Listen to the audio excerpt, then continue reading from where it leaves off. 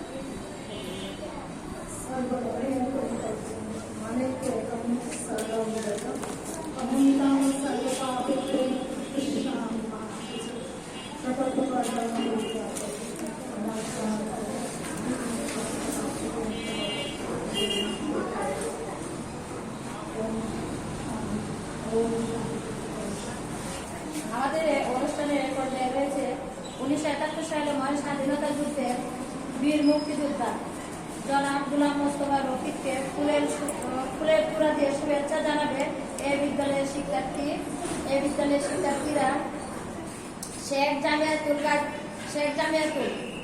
গাজী সুরাইয়া আক্তার ফুলের তোড়া দিয়ে শুভেচ্ছা জানাবে আমাদের বিদ্যালয়ের শিক্ষার্থীরা।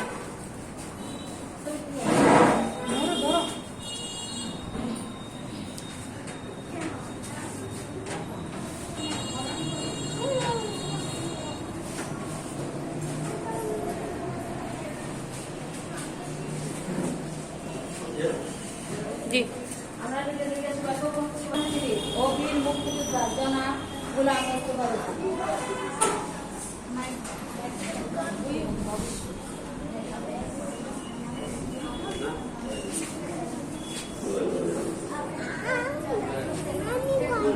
তুমি বলবে। আচ্ছা, ঠিক আছে।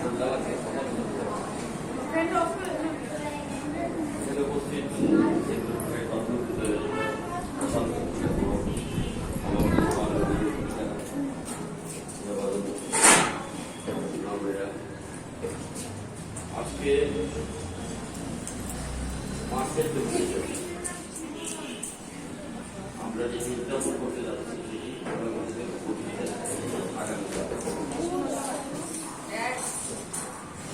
শহীদ পদ্ধতি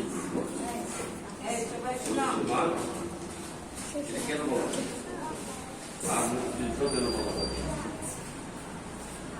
যখন পশ্চিম পাকিস্তানের জনগোষ্ঠী শোনো পূর্ব পাকিস্তানে মানুষের উপর অত্যাচার নিষেধ করছিল, পর্যায় হলেও এই দেশের মানুষ ছাত্র জনতা তাদের বিরুদ্ধে করেছিল এবং এক পর্যায়ে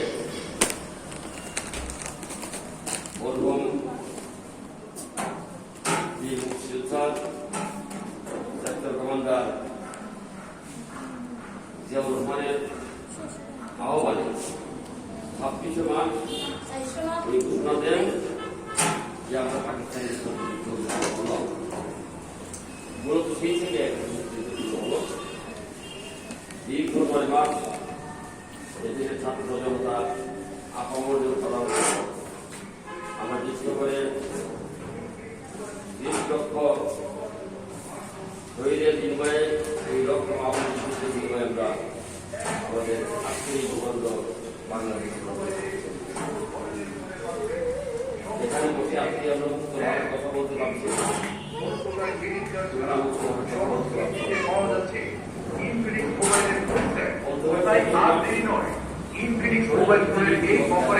আজই আপনার ইনফিনিক্স ফোনটি কিনতে চলে আসুন এক্সপ্লোর টেলিকমের আউটলেটগুলোতে। এক্সপ্লোর টেলিকম খাজার গার্ডেন সিটির দ্বিতীয় তলায় এক্সপ্লোর টেলিকম এবং ইনফিনিক্সের 9 মাস চিকিৎসার পর আমরা যখন বাংলাদেশে ঢুকলাম, পাঞ্জাবিরা বুঝতে পারল যে তাদের পরাজয় সম্ভাবী। সেটা ভেবে তারা বাংলাদেশ যাতে মেধাশূন্য করা যায় সেই চিন্তা থেকে তারা যত বুদ্ধিজীবী ছিল যাওয়ার সময় তাদেরকে হত্যা করেছে।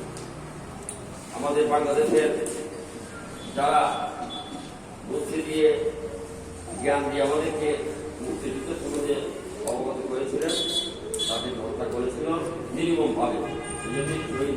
বুদ্ধিজীবী আমরা তাদের মধ্যে আপনার মাফিরাত কামনা করছি। যারা শহীদ হয়েছে মুক্তিতে তাদের আপনার মাফিরাত কামনা করছি। আরেকটি কথা বলতে হয়, আমার এখানে একজন শিক্ষক আছে আমার প্রিয়ভাজন, আমার বন্ধু আবহাওয়া এখানে আছে, তারপর সন্তান। তো তার সম্বন্ধে বলতে পারছি আমার ক্যাম্পে ছিল এবং ছিল আমাদের ক্যাম্প কমান্ডার। দুর্দান্ত সাহস মানুষটা আকারে ছোট হলেও তার কিন্তু দুর্দান্ত সাহস ছিল। তার ভূমিকা ছিল অত্যন্ত শক্ত ভূমিকা ছিল। আমি তার মাত্রাটা কামনা করছি।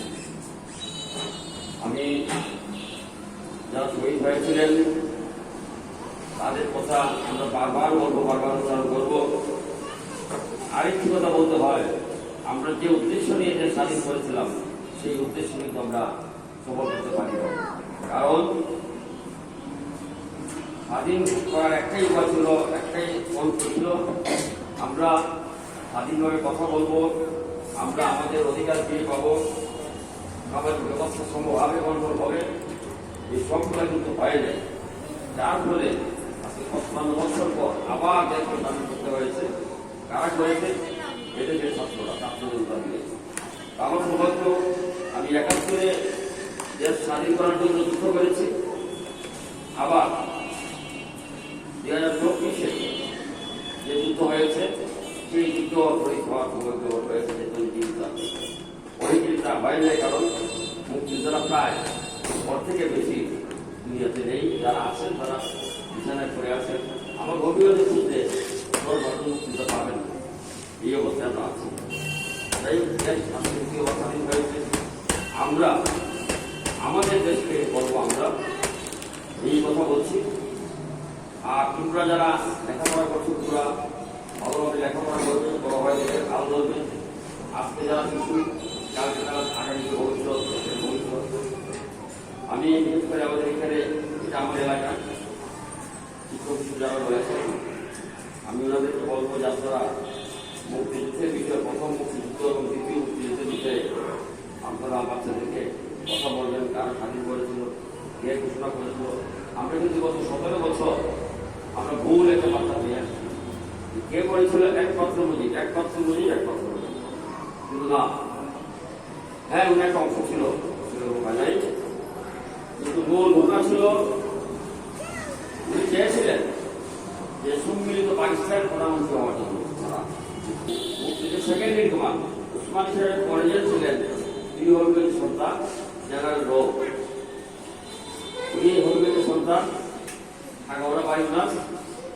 আর মুক্তিযুদ্ধ শুরু হয়েছিল আমাদের হবিগঞ্জের থেকে, পাড়া থেকে পরিকল্পনা হয়েছিল 4 তারিখ, মার্চের 4 তারিখে তার পরিকল্পনা হয়েছিল। আপনার দেশে সেক্টর ওয়াইজ ভাগ হয়ে 5টা সেক্টর হয়েছিল, তারপর 11 সেক্টর যুদ্ধ করেছিলেন। যারা বলে কথা বলেন মুক্তিযুদ্ধ করতে, মুক্তিযোদ্ধারা ভাতা পায়, মুক্তিযোদ্ধারা ভাতা পায়, ঠিক আছে। যারা যুদ্ধে করেছিল তারাই বলতে পারবে 9 মাস পাহাড়ে জঙ্গলে কিভাবে আমরা কাটিয়েছিলাম, বাঘের সাথে সাপের সাথে যুদ্ধ করে আমরা কাটিয়েছি 9 মাস।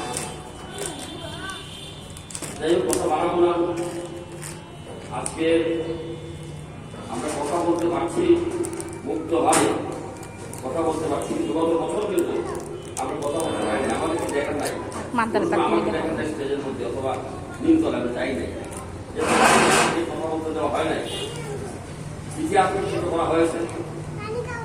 আমরা নতুনভাবে স্বাধীন হয়েছি, ইতিহাস আমার সঠিক পথে চললে আপনারা মুক্তিযুদ্ধের জন্য ধারণ করে পর্যায়ে বড় হবে,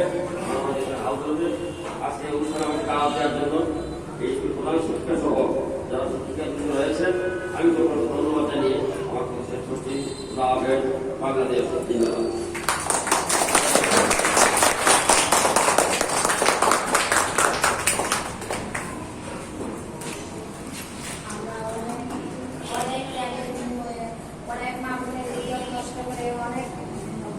অনেকে ভাই হারা হয়েছে, অনেকে বাবা হারা হয়েছে, অনেকে মা হারা হয়েছে।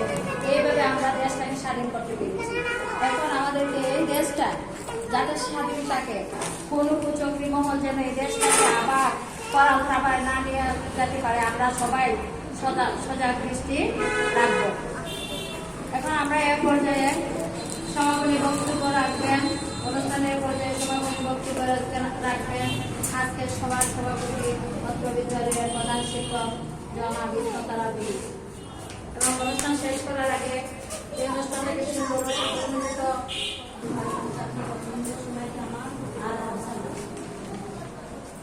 আজ একটা বিশেষ আর 24শে মার্চ আমরা গণহত্যা দিবস হিসেবে পালন করে থাকি এবং 26শে মার্চ আমাদের এই গণহত্যা দিবসের প্রথম 26শে মার্চ বাংলাদেশের স্বাধীনতা। এই স্বাধীনতার পর আমরা 9 মাস যুদ্ধ করি। এই যুদ্ধে একজন অগ্রগামী সৈনিক ছিলেন আমাদের বীর মুক্তিযোদ্ধা, আমাদের স্কুলে আজকে বসে আছেন বীর মুক্তিযোদ্ধা উনার নেতৃত্বে তাই না স্টিল ছবি সবার নিই না, তাই না সবার ছবি তুলছি।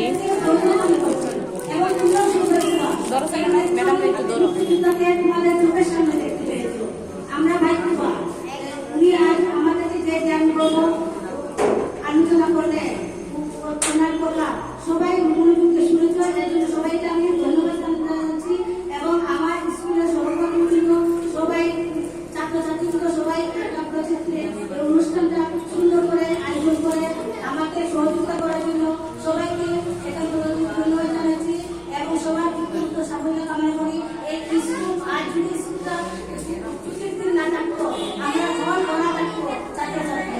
এবার বিশেষ করে 27 বছরের সামনে অনেকেই বাড়ি ঘরে চলে গেছে, আমরা থাকতে পারছি না, খুবই কষ্ট করে ওদেরকে আমি বিশেষ ধন্যবাদ জানাই। এবং আজকে রাত 2 ঘটিকার সময় মহড়া আছে, আমরা স্কুল থেকে 1টার ভিতরে